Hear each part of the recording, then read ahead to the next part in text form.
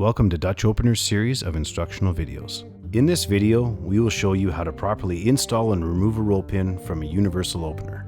Your necessary tools for this job will be a ball peen hammer, an oversized roll pin punch, and an undersized roll pin punch. To start, secure the opener in a vise. Slide the tip onto the body with the carbide facing upward. Make sure that the roll pin hole is centered. Align the roll pin over the hole. Give it a few taps to make sure that it's securely in place. You can now hammer the roll pin into the roll pin hole. Check and make sure that that roll pin is flush on both sides of the tip.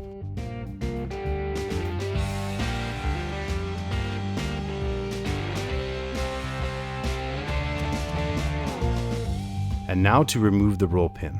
Start with your oversized roll pin punch.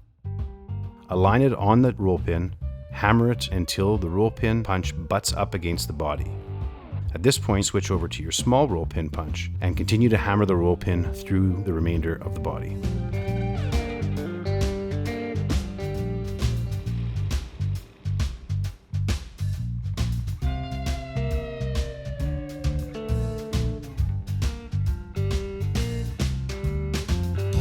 For more instructional videos, visit our website.